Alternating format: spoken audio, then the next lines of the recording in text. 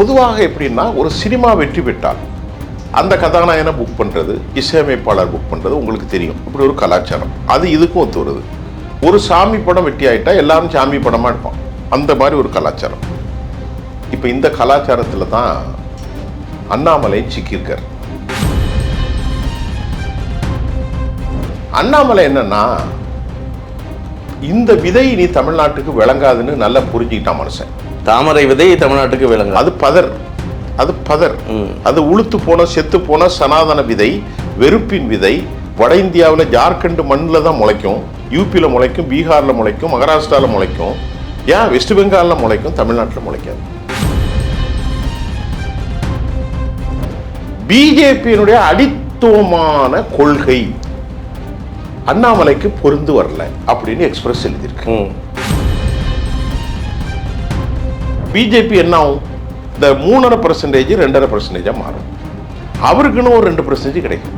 எடப்பாடியில் ஆக அவர் ஒரு 5%, 6% கிடைப்பார். தவிர அவர் தமிழ்நாட்டில் தெளிவாக குறிச்சு வைங்க, எந்த மாற்றத்தையும் அவர் ஏற்படுத்த போகுது. ஏன்னா RSS லாபி எப்படின்னா, அது ஒரு பிராமின் லாபி. பாரதிய ஜனதா என்பது நிறைய பேருக்கு தெரியல, அது பிராமின் ஜனதா பார்ட்டி. இது பிராமணிக்கல் பார்ட்டி. எல்லா பிராமணர்களும் இல்லை. RSS எதிர்க்கக்கூடிய நிறைய பிராமணர்கள் இருக்கிறார்கள், RSSக்கு ஓட்டு போட இருக்கிறார்கள். அது ஒரு சாதி கட்சி. அண்ணாமலை இப்படி நிற்கும் போது நாளை அண்ணாமலையோடு திமுக கூட்டு சேர வாய்ப்பு உண்டு.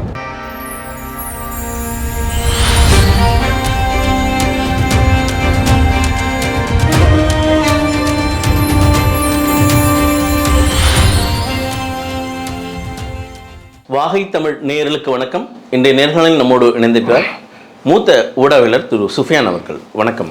வணக்கம் திரு சார். இன்னைக்கு இளைஞர் மத்தியில் அரசியல் விழிப்புணர்வு அதிகமாகவே இருக்குது. அதுவும் விஜய் தமிழ்நாட்டு களத்தில் வந்த உடனே இங்கே அரசியல் மாற்றங்கள், அதாவது இதுவரை முதியவர்களிடம் இருந்த மூத்தோர்களிடம் இருந்த அந்த அரசியல் இளையோரிடம் வெகுவாக தாக்கம் ஏற்பட்டிருக்கா தமிழ்நாட்டு அரசியலில்? இது நீங்கள் கேட்ட கேள்வி இந்த சூழலியலை ஒத்திருந்த மாதிரி நான் புரியினேன். ஜென்செட் அவர்களுடைய தாக்கம் உண்மையிலே 41% இந்த எலெக்ஷனில் நடந்திருக்கு. அதற்கு ஒரு உதாரணம், 2 உதாரணம் சொல்வேன் நான். திராவிட முன்னேற்ற கழகம் பதட்டத்தில் அவசர கதியில் 10 நாட்குள் ஒரு அரசை எதிர்த்து போராட ஆரம்பிக்கிறார்கள். ஒரு அரசை எதிர்த்து போராடினா 6 மாதம் ஆகும். ஆனால் திமுகவுக்கு இழந்து போனதே அவர்களால் தாங்க முடியாத காரணத்தினால, நீங்களே பார்த்துருப்பீங்க, ஒரு 15 நாளைக்கு முன்னாடி கூட 10ஆம் தேதி தான் திரு விஜய் பதவிக்கு வராரு. இவங்க 22, 23 இளைஞர்களை கூப்பிட்டு ஒரு மீட்டிங் போடுறாங்க. அதற்கு என்ன தேவை விட்டது? அதுக்கு தேவை இப்பொழுது இல்லை. இது ஒரு பக்கம். திராவிட முன்னேற்ற கழகம் இப்போது மூத்த தலைவர்களை எல்லாம் வெளியே அனுப்பிவிடுவதற்கு, ஒரு உருமாற்றம் செய்வதற்கு பேசி கொண்டிருக்கிறார்கள். அதற்கு காரணம் இந்த இளைஞர்கள், யுவதிகள் 40, 50 வயசுக்குள்ள, 45 அப்படி ஏராளமான அளவில் விஜய்க்கு போனதும் வலைத்தளங்களுடைய பெரிய விஷயம். பொதுவாக எப்படின்னா, ஒரு சினிமா வெற்றி பெற்றால் அந்த கதாநாயகனை புக் பண்ணுறது, இசையமைப்பாளர் புக் பண்ணுறது உங்களுக்கு தெரியும். இப்படி ஒரு கலாச்சாரம். அது இதுக்கும் ஒத்து வருது. ஒரு சாமி படம் வெற்றி ஆகிட்டா எல்லாரும் சாமி படமாக எடுப்பான். அந்த மாதிரி ஒரு கலாச்சாரம். இப்போ இந்த கலாச்சாரத்தில் தான் அண்ணாமலை சிக்கியிருக்கார். இப்போ நம்ம டிஎம்கே பேசுகிறத விட அண்ணாமலை பற்றி பேசுவோம். உண்மையிலே நீங்கள் சொன்னது சரியான செய்தி. அண்ணாமலைக்கு என்னென்னா, நேற்று காலை, நேற்று மதியானம் தேசிய ஊடகங்கள், எல்லா தொலைக்காட்சிகளும் அண்ணாமலை சந்திப்பை பற்றி உலக பிரச்சனை மாதிரி பேசுனாங்க. எனக்கு ரொம்ப ஆச்சரியமாக இருந்துச்சு. என்னடா ஈரான் லெபனான் பிரச்சனை மாதிரி பேசுகிறாங்களே, அந்த அளவுக்கு முக்கியத்துவம் கொடுத்தாங்க. NDTVயோ, Republic, Mirror, Times of India, India Today, எல்லாருமே தேர் மோர் ப்ரியரிட்டைஸ். அப்போ அந்த அளவுக்கு ஒரு பெரிய தலைவனா அப்படிங்கும்போது அண்ணாமலை முந்தானத்து புறப்படுறாரு. உங்களுக்கு தெரியும், 2 நாளில் நேற்று அவர் போனார். நிதின் நபீனை சந்தித்து already give it resignation letter. அதுக்கப்புறம் இவரை பார்க்குறதுக்கு அவர் இன்ட்ரெஸ்ட் இல்லை. யார்? அமித்ஷா. இவர் ஃப்ளைட்டை பிடிக்கிறதுக்கிட்ட அமித்ஷா வீட்டிலேருந்து வருது. அமித்ஷா வீட்டுக்கு போகிறாரு. போய் கிட்டத்தட்ட பல நிமிஷங்கள் பேசும்போது ஒரு கிட்டத்தட்ட 15 பக்கமாக என்னமோ ஒரு பக்கம் பெரிய ரிப்போர்ட் ஒன்று கொடுக்குறாரு. அந்த ரிப்போர்ட்டில் முதல்ல யாரை பற்றி இருக்குன்னா, நேனார் நாகேந்திரனுடைய ஊழலை பற்றி சொல்கிறார். நீங்கள் கொடுத்த பணம் பல 100 கோடி, 10 பைசா கொடுக்கப்படலை, எல்லாத்தையும் நேனாரை அடிச்சிட்டான் அப்படிங்கிற தகவலை யார் இந்த தேர்தலில் கொடுத்த பணத்தை அன்னைக்கு, இந்த தேர்தல்னா போன மாதம் தானே, போன மாதம் தேர்தலில் மே மாதம் 1 பைசா ஏதாவது கொஞ்சம் கொடுத்துருப்பாருன்னு வைங்களேன். பெரும்பான்மையான பாடங்கள் கொடுக்கப்படலை, நேனார் அப்படி சுருட்டிட்டார். நான் எந்த அளவுக்கு பாதிக்கப்பட்டேன் என்னுடைய வாழ்க்கையில், உங்களை நம்பி வந்தேன். 7 வருஷமாக நான் இருந்திருக்கேன். கடைசியில் எனக்கு டிக்கெட்டும் தரல, என்னை வந்து டீக்ரேட் பண்ணி ஒரு 6 தொகுதிகளுக்கு மேலாண்மை செய்கிறதுக்கு நீங்கள் அனுமதிச்சிங்க. இதெல்லாம் வந்து நான் ஏற்றுக்கிட முடியாது அப்படின்னு அவர் கோவம் தானே ஷாக் ஆகிட்டு அமித்ஷாவுக்கு. உடனே நேற்று நேனாரை வர சொல்லி பூசணிக்கு விழும். நேனார் மாறப்போகிறதாக இன்று காலை அஃபீஷியலான செய்தி. 100% நேனார் இருக்க மாட்டார். நீங்கள் நம்ம சேனலில் போடுறீங்கள, அது வந்து நாளைக்கு நீங்கள் சொன்னது சரிதான்னு சொல்லுவாங்க. ஏன்னா பெரிய கொள்ளை அடிச்சிருக்கான் மனுஷன். இப்போ தமிழ்நாட்டில் வந்து இப்போ வந்து இவர் தீவிர முடிவு எடுத்துட்டார். தீவிர முடிவு எடுத்தால் இனி இவனும் கூட கதை கொண்டு போக முடியாது. இன்னைக்கு கூட KP ராமலிங்கம்னு ஒருத்தர் அண்ணாமலை தலைவராக இருந்திருந்தா இன்னும் தோல்வி படுபயங்கரமாக இருக்கும் அப்படின்னு சொல்லியிருக்காரு. ஏன்னா அண்ணாமலைக்கு இங்கே ஆதரவே இல்லை. என்ன ஆதரவு இல்லை? தமிழிசை ஆதரவு கிடையாது, நேனார் நான் ஆதரவு கிடையாது, பொன் ராதாகிருஷ்ணன் ஆதரவு கிடையாது, எல்முருகன் ஆதரவு கிடையாது. ஒட்டுமொத்தமாக தமிழ்நாட்டு பாஜகவில் ஆதரவு இல்லை அண்ணாமலை. எல்லாமே CP ராதாகிருஷ்ணன் ஆதரவு கிடையாது. ஏன் நிர்மலா சீதாராமன் ஆதரவு கிடையாது, துக்ளக் குருமூர்த்தி. காரணம் என்ன? நேற்று இந்தியன் எக்ஸ்பிரஸ் காலையில் ஒரு செய்தி வந்து 2 செய்தி தான் போட்டிருக்காங்க, பெரிய செய்தி. அதில் 2 கண்டிஷன். அந்த கண்டிஷனை என்னன்னு இந்தியன் எக்ஸ்பிரஸ் போட்டிருக்கு. இந்தியன் எக்ஸ்பிரஸ் போடுறத சும்மா போட மாட்டான். இவர் என்ன பேசினார்னா பேசலையோ, ஆனால் அந்த பத்திரிகை இருந்துச்சு 7 வருஷம் கட்சி என்கிட்ட ஒப்படைக்கணும். யாருக்கிட்ட? அண்ணாமலைகிட்ட. அந்த 7 வருஷம் யாரும் உள்ள என்ன டிஸ்டர்பன்ஸ் இருக்கக்கூடாது. நானே தலைவன், நானே தேர்வளைவன், நானே ஆட்களை போடுவேன், நீங்கள் எதுவும் கேட்கக்கூடாது. Single army. அப்புறம் வந்து கூட்டணி வைப்பது நான் தான். இது பிஜேபிக்கு ஒத்து வருமா? இது அந்த லெட்டரில் சொல்லியிருப்பார்னு நினைக்கிறேன். ஏன்னா இந்தியன் எக்ஸ்பிரஸ் கோட் பண்ணிடுச்சு. ஓகே, அப்படி அவர்கள் கொடுக்காத பட்சத்தில் நாங்கள் அடுத்த கட்ட நிகழ்வை பார்க்க. ஆனால் அண்ணாமலையை பொறுத்தவரை இனி தொடர்ந்து அங்கே இல்லை, அந்த முடிவுக்கு வந்த உடனே தான் இதெல்லாம் செய்கிறாரோ. இந்த கண்டிஷன் சப்ளை எல்லாம் வந்து இது வந்து அவங்க அக்சஸ் பண்ண மாட்டாங்கன்னு தெரியும். அண்ணாமலை என்னன்னா, இந்த விதை இனி தமிழ்நாட்டுக்கு விளங்காதுன்னு நல்லா புரிஞ்சுக்கிட்டான் மனுஷன். தாமரை விதை தமிழ்நாட்டுக்கு விளங்காது. அது பதர். அது உளுத்து போன செத்து போன சனாதன விதை, வெறுப்பின் விதை. வட இந்தியாவில் ஜார்க்கண்ட் மண்ணில் தான் முளைக்கும், யூபியில் முளைக்கும், பீகாரில் முளைக்கும், மகாராஷ்டிராவில் முளைக்கும், ஏன் வெஸ்ட் பெங்காலில் முளைக்கும், தமிழ்நாட்டில் முளைக்காது அப்படிங்கிறத அவர் புரிஞ்சுக்கிட்டார். எப்படின்னா, இந்த மண்ணில் வந்து அவரை பற்றி பல செய்திகள் நேற்று கூட பேசினாங்க. அவர் எப்போவுமே ஒரு தீவிர ஹிந்துத்துவாவோ இல்லை, சனாதனத்தை பற்றியோ அப்படிலாம் பேச மாட்டான். அவர் என்ன பேசினார்னு சொல்கிறாங்க, எப்போதும் என் மண் என் மக்கள், தமிழ் இலக்கியம், தமிழர் கலாச்சாரம். பெரியாரை கூட தந்தை பெரியார்னு சொன்னார். இங்கே இருக்கக்கூடிய பிராமண தலைவர்கள்லாம் ஈவே ராமசாமி நாயக்கர்மா. நீ ஈவே ராமசாமி நாயக்கர்னா பெரியாருக்கு என்னையா கெட்டு போச்சு? அவன் நாயக்கரை தானே நாயக்கர்னா, ராமசாமி தானே ராமசாமின்னா. ஒன்றும் அதனால ஒன்றும் கெடாத, புரியலையோ? இவரெல்லாம் வெறுப்பை இப்படி காட்டுறாங்களா? ஆனால் அவர் தந்தை பெரியார்னு சொன்னார். இப்போ அன்னைக்கு ஒரு பேச்சுவார்த்தையில் பார்த்தீங்கன்னா சிபிஎஸ்சியில் மும்மொழி கொள்கை ஏற்றார், நீட்டே ஏற்றார். இது ஒரு அடிப்படைத்துவமான பிஜேபியினுடைய கோர் இஷ்யூக்கு ஆப்போசிட். இன்று பிறநாள் வாழ்த்து தலைவர் கலைஞர் கருணாநிதிக்கு பிறநாள் வாழ்த்து, அதுவும் பெருமையாக பேசியிருக்கார். அப்போ அவர் என்ன நினைக்கிறாருன்னா, எனக்கு 41 வயசு ஆகுது, நாளை 4ஆம் தேதி அவருக்கு 41 வயது, 40 கம்ப்ளீட் ஆகுது. அவர் 41 நாளைக்கு. அவர் என்ன நினைக்கிறாருன்னா, தமிழ்நாட்டுடைய அரசியல் களம் முழுமையாக மாறி இருக்கு. எப்படி மாறி இருக்கு? ஒன்று விஜய் ஒரே பேட்டில் 35%, ரெண்டாவது 48 வயதை கொண்ட உதயநிதி, இவருக்கு 41, அவருக்கு 48, அவருக்கு 52. இப்போ இளைஞர்களை நமக்கு இந்த இந்துத்துவ அரசியல் இனி விளங்காது, என்னதான் நான் கஷ்டப்பட்டு வீடு வீடா போனாலும் மோடி மோடி மோடி, ஜெயராம் ஜெய் ஸ்ரீராம்லாம் இங்கே விற்காத சரக்கு. மக்கள் அவுட் ஆஃப் வெர்ஷன், அதாவது ஓல்டு ஐட்டம், இதை மக்கள் விரும்பலை. இது தமிழ்நாட்டோட யதார்த்த அரசியலை புரிஞ்சுட்டாரு அண்ணாமலை. தமிழ்நாட்டு அரசியலை புரிஞ்சுட்டான். இந்த தமிழை பற்றி பேசு, தமிழ் மொழியை பற்றி பேசு, தமிழ்நாட்டுடைய மக்களுடைய உரிமையை பற்றி பேசு, தமிழர்களுடைய கலாச்சாரம், கல்ச்சர், பாண்டியன், சேரன், சோழன், தமிழர்களுடைய மேன்மை, உலகத் தமிழர்களுடைய சிறப்பு, விடுதலை புலிகளின் ஆதரவு, தமிழ் தேசியம், திராவிட தேசியம், பெரியாரிய தேசியம், இதையெல்லாம் இணைச்சித்தான் இந்த நாட்டை விளங்கும்.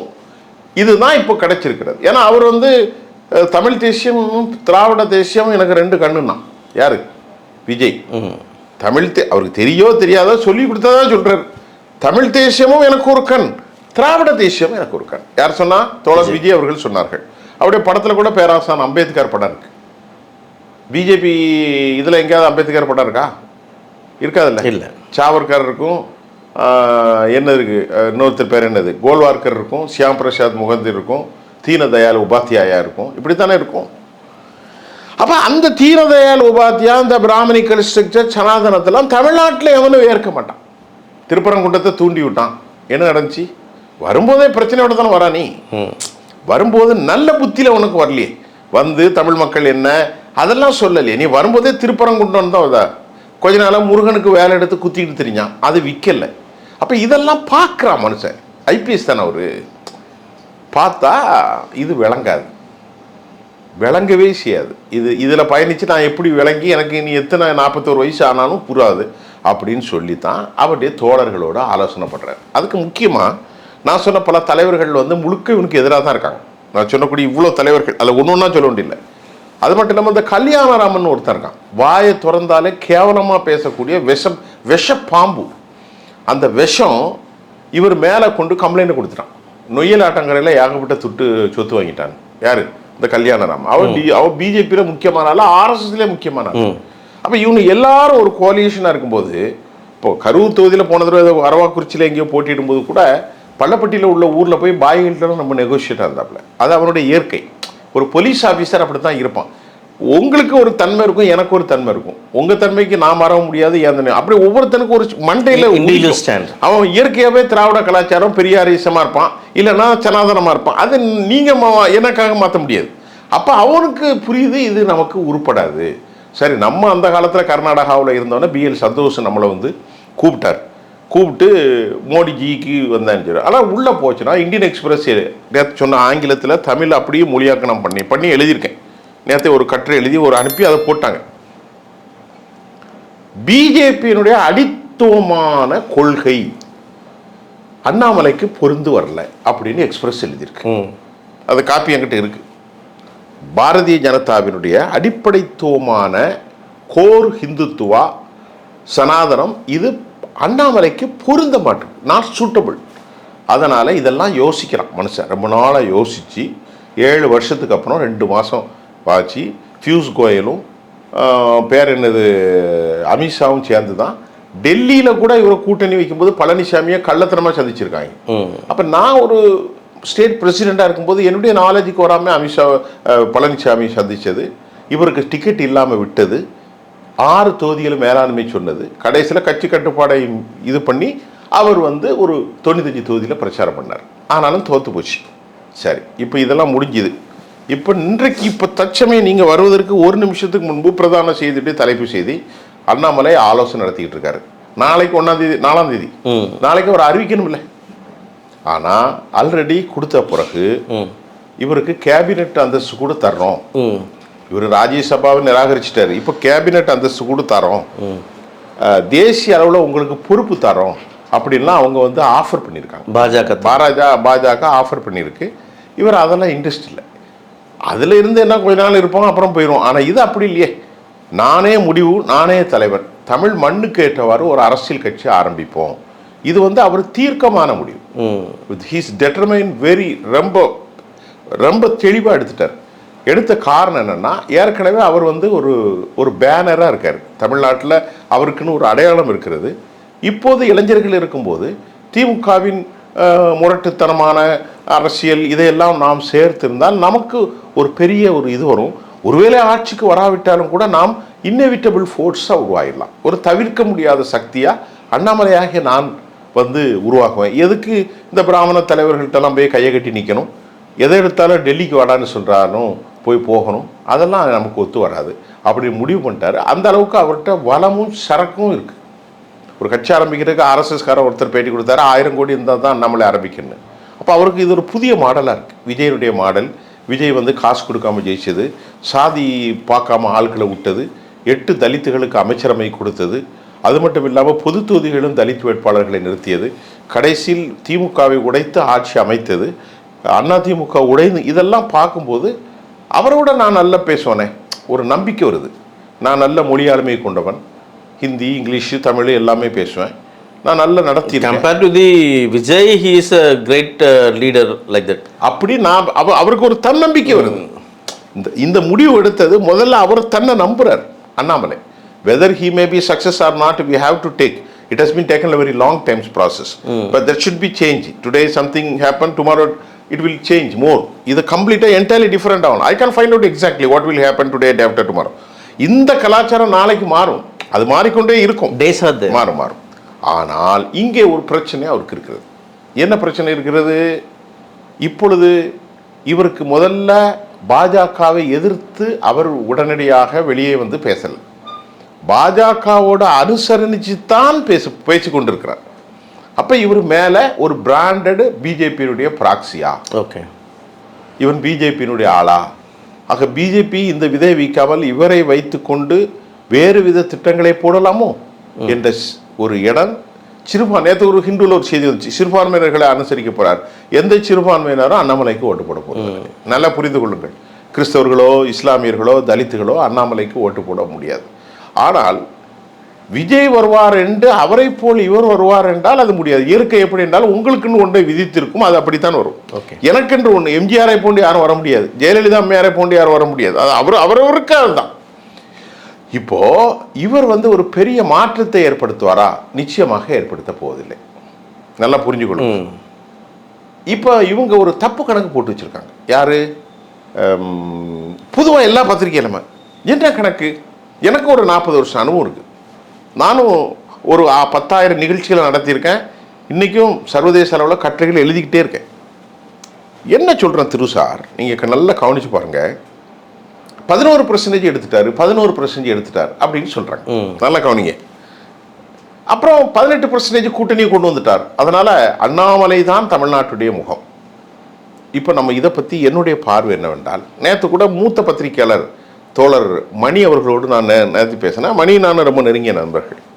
சில விஷயங்களை நாங்கள் பறந்துக்கிட்டோம், எல்லா அரசியல் கட்சி தலைவரும்.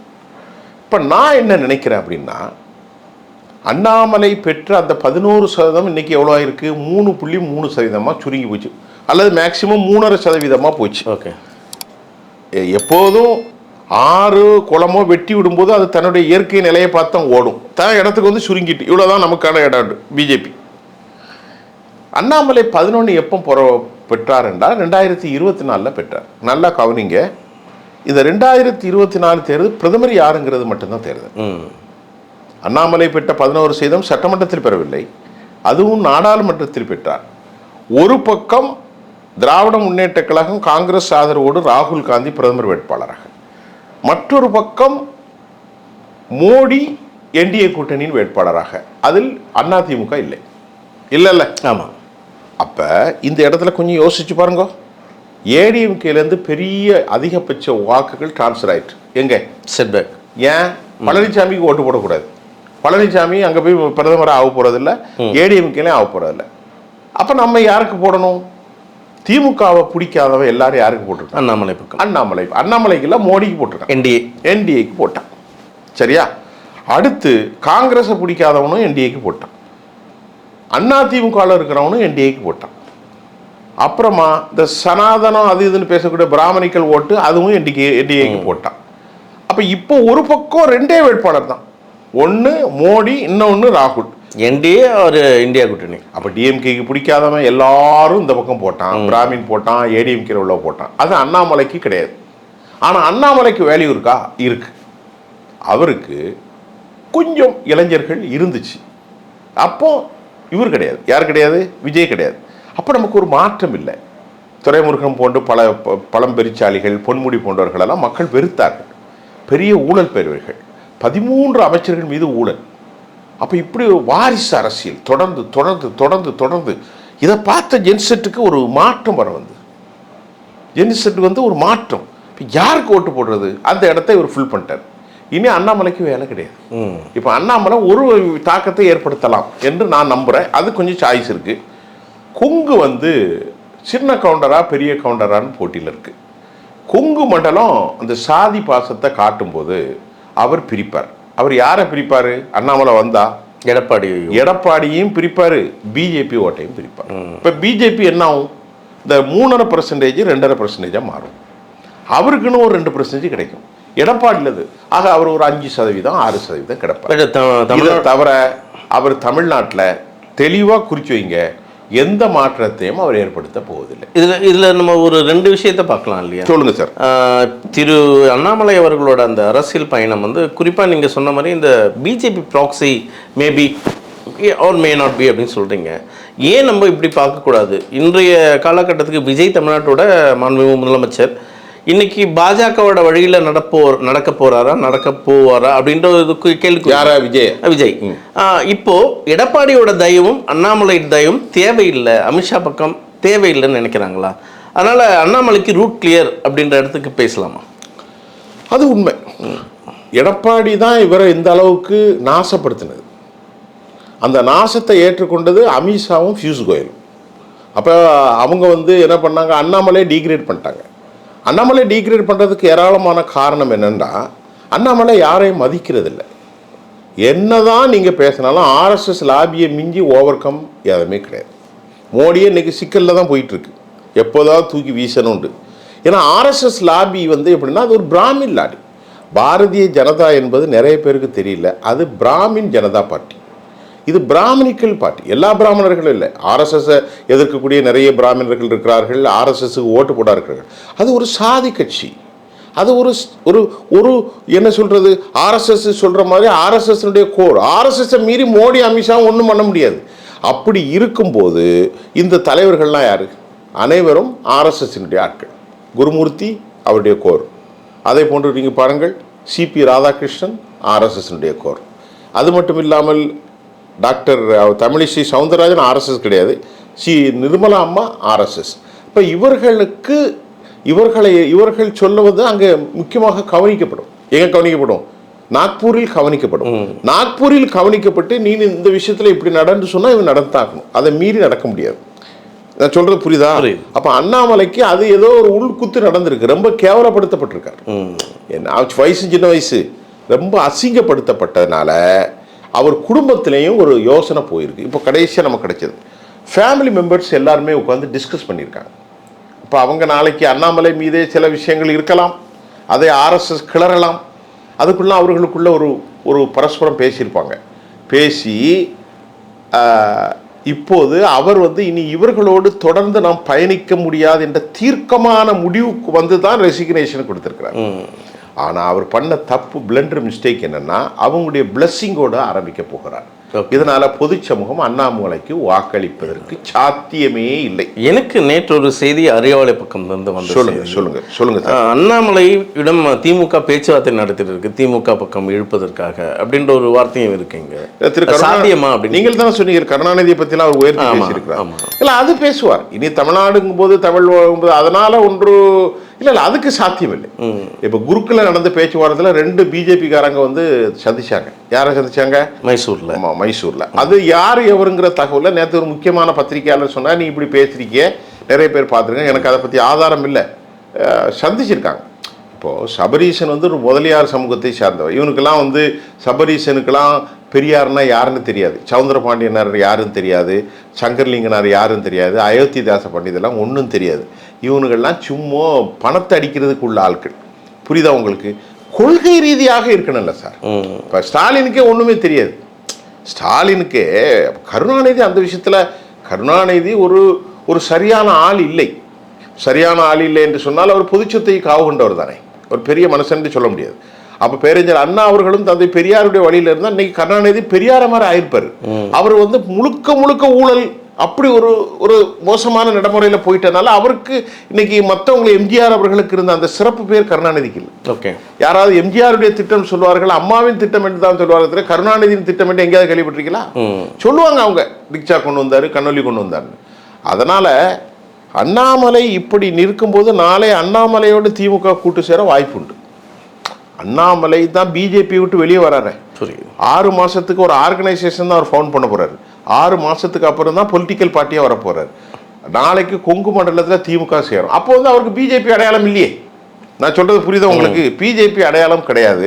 அதெல்லாம் பின்னாடி நடக்கிறது. அது நாளைக்கு அப்புறம் தான் பேச போறோம். இப்போ நாளைக்கு தான் அவர் டெக்ளேர் பண்ண போறாரு. நாளைக்கு ஏதோ ஒரு புதிய சக்தியா ஏதோ ஒரு பேர்ல ஆரம்பிக்க போறாரு.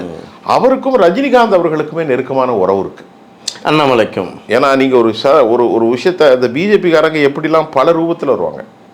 இல்லை, இந்த செய்தியும் வந்தது. அண்ணாமலை வந்து ரஜினிகாந்தோட தயவுல தான் ரஜினிகாந்தோட அரசியல் பயணம் இருக்கு. இன்னொரு செய்தி குறிப்பிட்டேன்னா, ரஜினி ஏற்கனவே பதிவு செய்த அவருக்காக பதிவு செய்யப்பட்ட அந்த கட்சி பேர் ஏதோ என்ன சக்தி, ஏதோ ஒரு மக்கள் சக்தி, மக்கள் ஜனதா பார்ட்டி என்ன பண்ண போறாங்க. இவங்க எவ்வளவு திருட்டுத்தனமான வேலை பார்ப்பாங்கன்னு ஒன்று சொல்றேன். இந்த ஒன்று உங்களுக்கு தெரியும். ரஜினிகாந்த் அரசியல் கொண்டு வந்து வர்றது எங்களுக்கு சம்மந்தம் இல்லைன்னு நடிச்சாங்க. கடைசியில் ரஜினிகாந்த் கூட கொண்டு சேர்த்தது யார? இந்த தமிழறிவு மணியனை, அர்ஜுனமூர்த்தின்னு ஒருத்தனை. இப்போ ரஜினிகாந்த் கடைசியில் கோவிட் வந்துச்சு, எனக்கு உடம்பெல்லாம் பாதிக்குன்னு நைஸாக விட்டுட்டு ஓடிட்டாப்புல. கடைசியில் இப்போ அர்ஜுனமூர்த்தி மறுபடியும் எங்கே போயிருக்கான்? அர்ஜுனமூர்த்தி இப்போ எங்கே இருக்காரு? பிஜேபியில் இருக்காரு. அப்போ இவங்க பல ரூபத்தில் வருவாங்க. இப்போ மக்கள் சந்தேகப்படுவோம். அண்ணாமலைக்கு தலையில் மண்ணெலி போட்டார். அண்ணாமலை எப்போ சக்ஸஸ் ஆகிருப்பாருன்னா, அவர் பிஜேபிக்கு எதிராக வந்து வெளியே கொடுத்துருக்கணும், கவுண்டர் கொடுத்துருக்கு. ஒரு ப்ரெஸ் ஆரம்பித்து எனக்கு இவ்வளோ அநியாயம் நடந்துட்டு, அப்போனா நீ மனுஷன். நீ பாம்புக்கு நம்ம தலையும் மீனுக்கு வாழையும் காட்டுற மாதிரி அவன் பிளஸ்ஸிங் வந்து அப்போ உனக்கு இல்லை இங்கே ஏற்கனவே அதிகாரத்தில் இருக்கிற தலைவர், நான் சொல்கிறேன் இல்லை ஏற்கனவே இங்கே அதிகாரத்தில் இருக்கிற தலைவர்களே டெல்லியோட தயவில் தான் இருக்காங்க. ஆமாம் சார். இனிமே தான் அண்ணாமலை அவர்கள் அதிகாரத்துக்கு வர போகிறாரு. அவரை கொஞ்சம் அனுசரித்து தானே போகணும் சார். அப்படி சொன்னாலும் டிஎம்கே வந்து 1000 பிரச்சனைகள் வச்சுருந்தாங்க. அவங்க கடைசி வரைக்கும் பிஜேபி ஏற்ற நின்னான். நல்லா கவனிச்சுக்கிடுங்க. ரவியெல்லாம் ரவியை போயா அப்படின்னா அவன் எல்லாம் பண்ணானோ. ஆனால் அப்படி ஒரு ஆன்டி ஃபோர்ஸாக இருக்கணும். இப்போ விஜய் கூட இன்னொரு 6 மாதம் 7 மாதம் கழிச்சு இப்படியே சிங்கித்தனம் பட்டுக்கிட்டு இருந்தால் போயிடும். கண்டிப்பாக தமிழ்நாட்டுடைய இயற்கை அப்படின்னா பிஜேபிக்கு ஆப்போசிட்டாக இருக்கணும். தமிழர்களுடைய நலன்களை நல்லா கொண்டு வரணும். அனைத்து சமூகங்களுக்கான வாக்காக இருக்கணும். இப்படி இருந்தால் மட்டும்தான் நிற்க முடியும். அண்ணாமலைக்கு அவர் இயற்கையில் அவர் ஹிந்துத்துவவாதி கிடையாது.